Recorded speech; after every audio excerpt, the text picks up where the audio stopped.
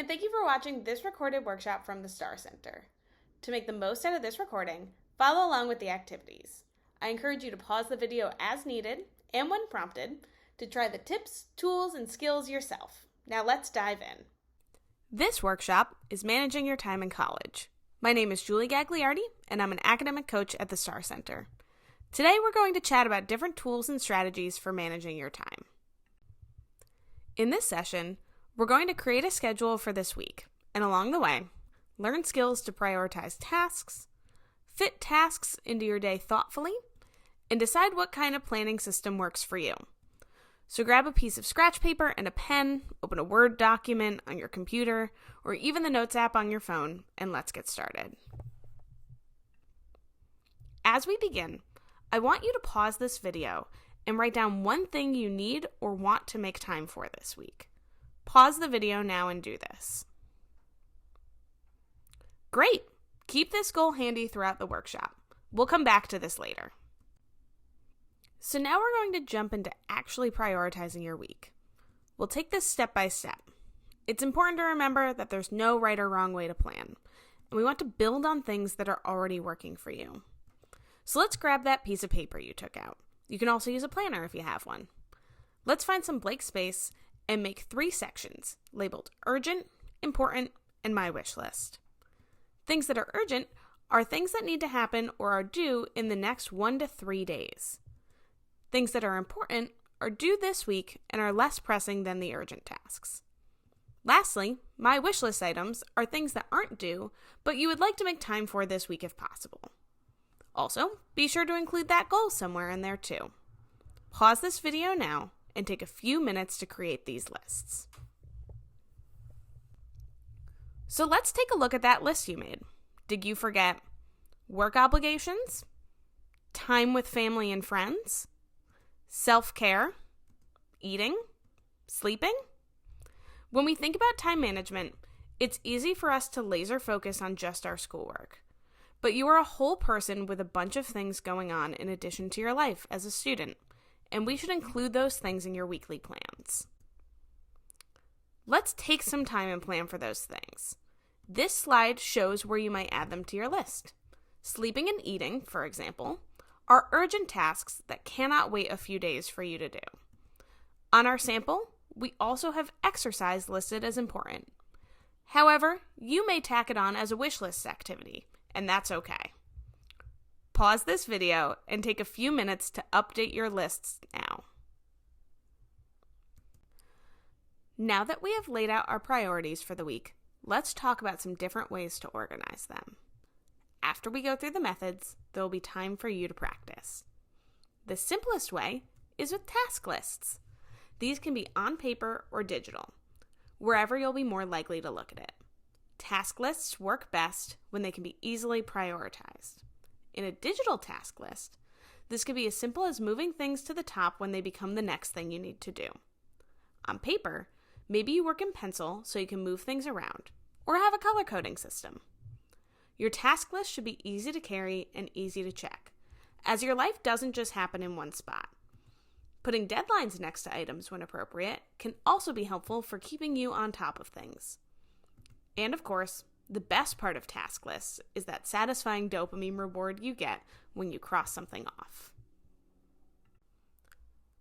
Digital task lists can be easily made in your phone's Notes app or the sticky note feature on your laptop.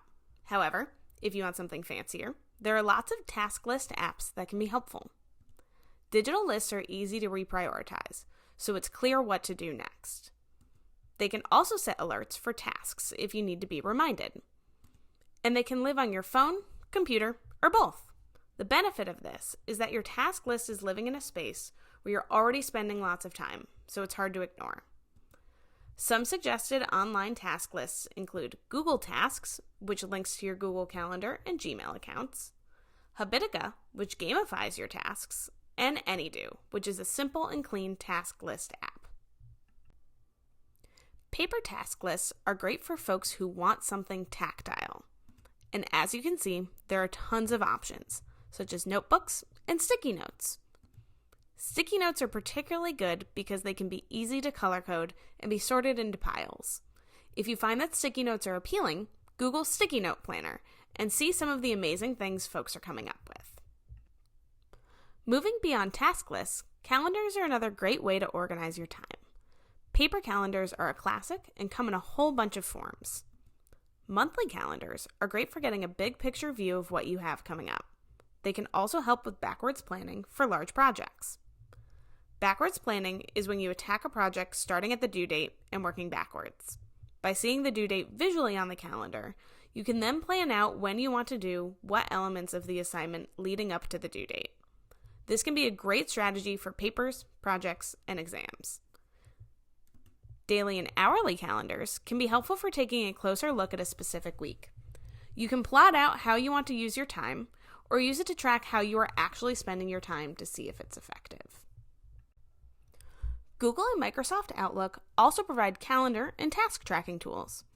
Both companies' calendar apps work across devices from the same login, and you can create shared calendars for group projects and study groups. They also allow you to color code, have recurring events such as class times or club meetings, and can set reminders. Google also offers a service called Google Keep, which connects to Google Calendar. It is a virtual bulletin board. If you are already using Google Calendar, but want to incorporate a task list into your system, Google Keep could be a great way to do it. So far, we've prioritized our tasks and went through a whole slew of organizational tools. Let's put it into practice and plan your week. Using a paper calendar or online calendar, plot out your time this week. Start by putting in your non-negotiables: eating, sleeping, hygiene, downtime, your classes, and a work schedule if you have a job. Then, adding your tasks from our first activity, starting with your urgent tasks, then the important ones, and then your wish list. Don't forget to add in breaks. Working straight through the day is unsustainable and leads to burnout. Add breaks to your calendar if you're likely to skip them. Pause this video now and plan your week. How did that feel? Did you try something new? For some, plotting out their week may feel overwhelming. Resist the urge to work through scheduled breaks. It is not only okay, but important to take time for yourself to recharge. Putting your week in a calendar may feel rigid, but time management tools are living documents. Be flexible and adjust your plans as things shift. And practice self-compassion.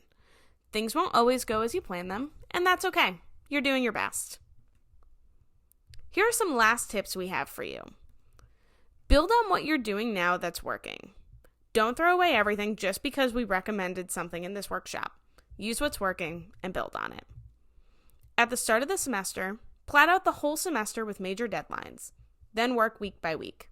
Future you will be thankful that you took the time to go through your syllabi and put those dates in.